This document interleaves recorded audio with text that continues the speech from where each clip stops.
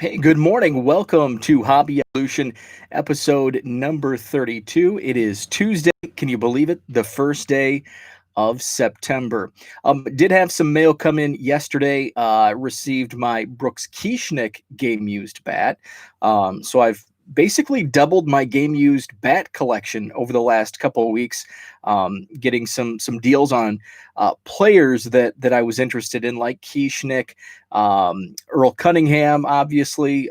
Picked up the Pat Klein bat. So I think my bat collection is up to maybe 8 bats now total. Also, got a couple bricks, a couple of 800 count boxes that are full. This is from Dan in Bloomington, Illinois. He's a Cardinals collector. So I like to send him my cards, my cards. And this is from Steve. He is a multi-time trader with me.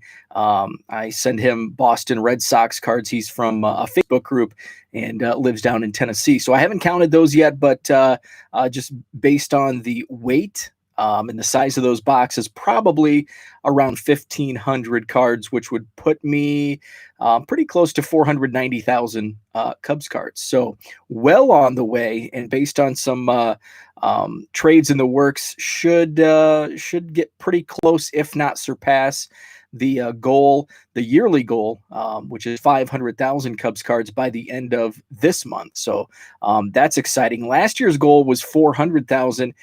Did not reach that by end of year, and I didn't acquire 400,000 Cubs cards until right before the Cubs convention. I was getting really worried that my Cubs cardometer would have a 3 in front instead of a 4 when I went to CubsCon. But I think I think I was at 400,000, like 50. I had just barely reached 400,000 when I left for Cubs convention at the start of 2020. So that's the update for mail days. Today's topic, I want to dive a little deeper into how to sell trading cards on eBay. I've mentioned scalability. I've mentioned eBay stores, but I've had some questions from collectors who are not familiar with eBay and getting started. So I just kind of wanted to tie this into my previous topic on hobby evolution of scalability. So that's kind of going to be the buzzword today as I talk about getting started. In yesterday's episode, Jenny dropped a comment. Appreciate it. Thanks for watching and commenting. Jenny had a question about eBay stores and what my opinions are on opening an eBay store against not opening an eBay store and just selling with your basic, as a basic seller. I am a big proponent of eBay stores. With that said, that's based on what I personally sell and list. There's a lot of volume behind me, a lot of inventory. So that goes into whether or not I think you should open an eBay store. If you're a casual seller, I would say no. Stick to the basics without the subscription. Basically, you don't want to pay fees for services you're not using. And what that means is my basic store or premium store subscription is $60 per month. Now, with that, the biggest perk that I have, the biggest service, I guess, provided is the free listings, which at the time and up until recently was 1,000 auction listings per month, 1,000 fixed price listings per month. And I wanted to reach that. I had a basic store, which I don't know off the top of my head. I think it's around $20 or $25 per month. And I think at that time it was 500 listings. So I didn't want to upgrade until I was consistently over like the 600 listings per month mark. Because after you reach that initial, say it's 500, say you list 550, you're going to pay an insertion fee on those 50 extra listings within that month time frame. So if it's 10 cents per listing, you're looking at what, an extra five, was that five? Yeah, $5 on top of your eBay store fee. So you would be paying, say the basic subscription was 20, an additional five, you'd be paying 25. But you would not be paying for you would not be getting 1,000 listings. You would not be using all of those to make it worth your $60 premium subscription. So you kind of have to balance and look at what you think your monthly listings would be. Now, there's been a lot of changes during the pandemic with eBay stores. My premium subscription of 1,000 fixed price listings is now 50,000. So I can basically list whatever I want without insertion fees. I'm only paying the final value fee, plus I'm in the eBay managed payments, so I'm paying that transaction fee as well. So it's well worth it for me to now list a lot of 99 cents free shipping listings, because I'm not paying an overhead 10 cents per listing, which under the earlier subscription, I might be paying an additional 10 cents on top of a 99-cent listing, where my margin is only 20 to 25 cents profit per card. You take another 10 cents out, and that profit margin is really dwindling. Is it now worth the time, for that extra 10 cents that those items may not sell for 6 months? So it's all about looking into what your inventory is, how much you want to and plan to sell. If you're only going to be selling X amount of cards, which may not reach the plateau for subscription, then I would say no. If you do plan on listing hundreds and hundreds of cards, then I would say yes, an eBay store. And I always say start slow. If you do plan on selling and reaching the 20, 30 plus sales per day plateau, I would start just by listing cards as a eBay user seller, and then start your way scaling up, because I believe there's 5 tiers to an eBay store now. There's a starter package, which I think is only $5. So if you're already actively selling, and you want to dip your toes in the pool, you can start with that starter package. There's not really many perks, but it does get your feet wet into what the other tiers can offer. And then you go to the basic, you go to premium, and then I think from premium it's Anchor Store, which was always something I was weighing out. It's a big jump in price. It's from like $60 to $300. But it was those insertion and free insertion listings that always made me wonder. I never got to that point. I didn't scale up to that point, and probably won't. But now that I have 50,000 listings, it's kind of a moot point. So it's all about scaling. And if you're just a casual seller, I would say no. If you do want to sell a little more volume, then I would say start slow, continue listing, get your feet wet, start with the starter package, basic store, and move your way up. So that is my opinion on opening an eBay store versus being a standard seller without the store subscription. I wanted to talk about getting started, which most of that conversation ties into the opening a store versus not. Getting started can be difficult. And somebody asked me what they were selling, and I think they shared with me some of what they were listing. Now, it all comes down to what you're listing and where you're pricing it. A 1987 Topps George Brett card as a single is not going to sell on eBay. Most likely not. 99% chance it's not going to sell on eBay. However, a 1987 Topps Bo Jackson Future Stars card that will sell on eBay. Of course, it's where you price it at. If you sell the Bo Jackson, I think, the sales that I've had on the 87 Bo have been around $2, 250, somewhere in that, vicinity.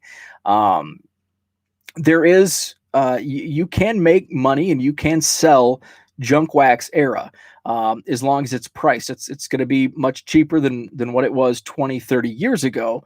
But there is a market, especially with all of the returning collectors during this pandemic, that are looking for the 87 Topps Bo Jackson, looking for that 90 score shoulder pads card, looking for the 86 Donruss Jose Canseco. My advice in getting started is to, first off, start listing. Take advantage of some of the free listings, and what you want to sell. See if they sell, and then kind of experiment by scaling up and offering up more.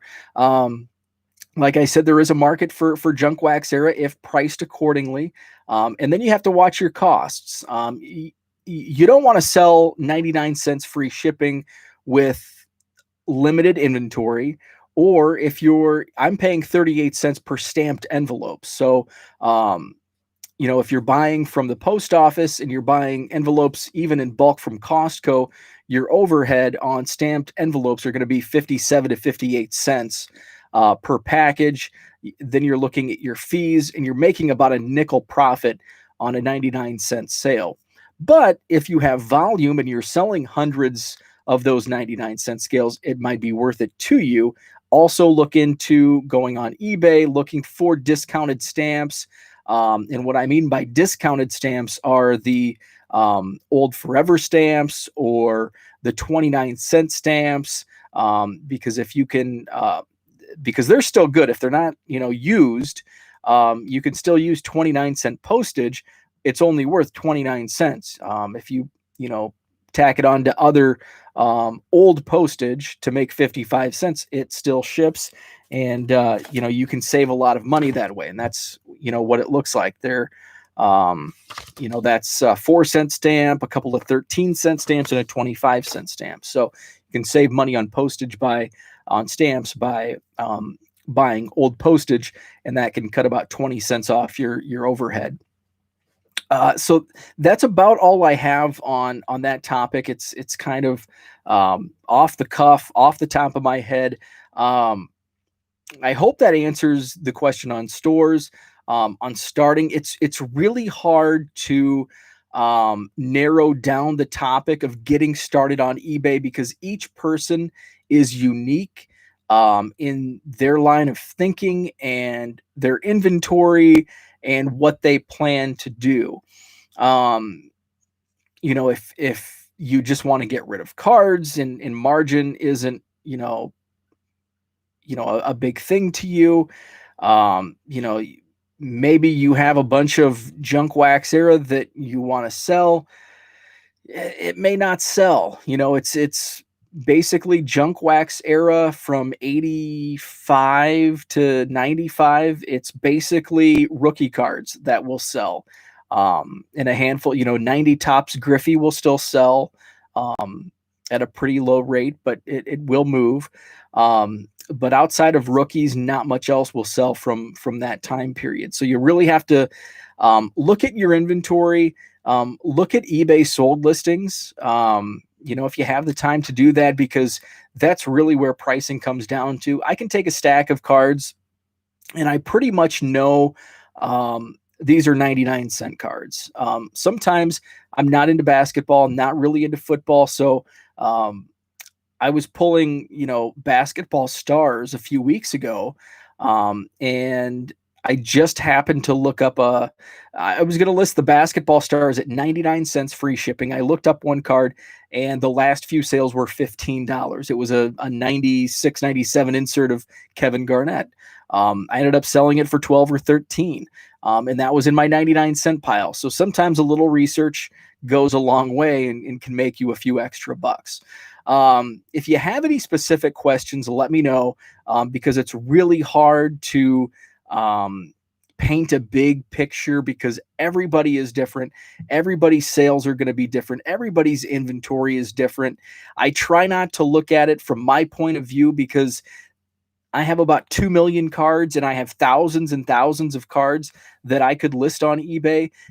Not everybody has that type of inventory where you can just pull boxes and list dollar cards and move, 20 or 30 a day. So if you want more specific answers, um, reach out and I can probably provide at least some insight to help you get started. But the biggest takeaway um, on selling on eBay would be to start slow, get your feet wet, um, start off in a non-store role just to see what sells, what doesn't sell, and just keep doing it. Experience it. That's what I did. I didn't start off with all these cards in a premium store subscription. I started off just selling cards as an eBay seller, just a regular user. And then I went into a basic store subscription.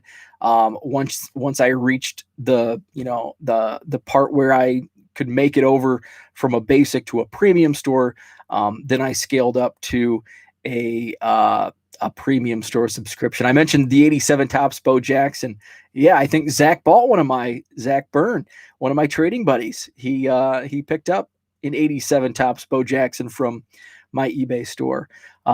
So that's all I have on the topic of eBay today.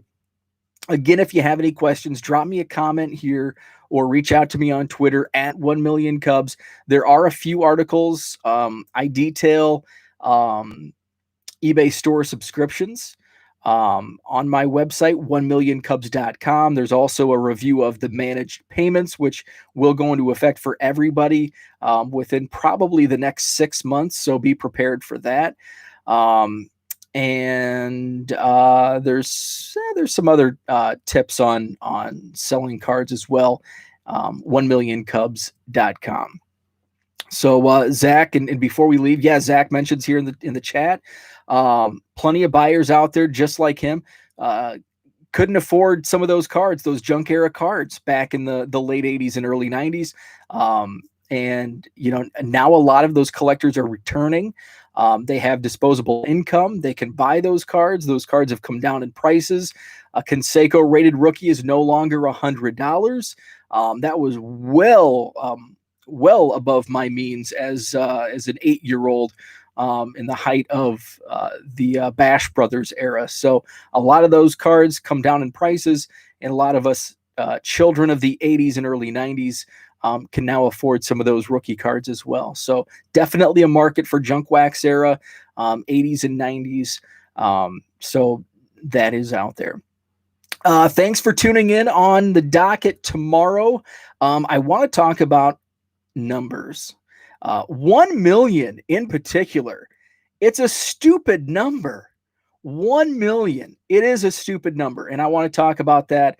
I want to talk about how people may not realize how much 1 million is. And I'll give you a preview. So I had somebody reach out to me the other day and always, are you collecting duplicates? Well, of course I am.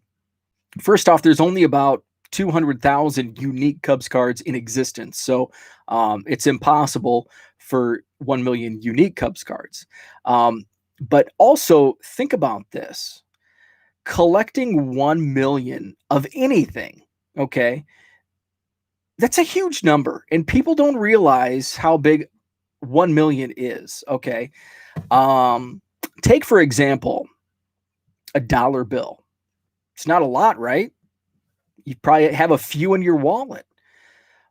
A dollar bill, well, that's nothing. Collect 1 million of those dollar bills. Probably can't do that. How many of us will have $1 million at any point in our lifetimes? Hopefully at retirement I will. But here, when we can really use it on fun stuff, I should say. $1 million bills, it's going to be hard to collect $1 million bills, right? So I want to talk about how stupid the number 1 million is. And yeah, that's tongue in cheek. So that's going to be the topic tomorrow on Hobby Evolution. Again, any questions, let me know, drop a comment or reach out to me. on Twitter at 1 million Cubs, or check out my website for more tips, 1millioncubs.com. And have a great Tuesday.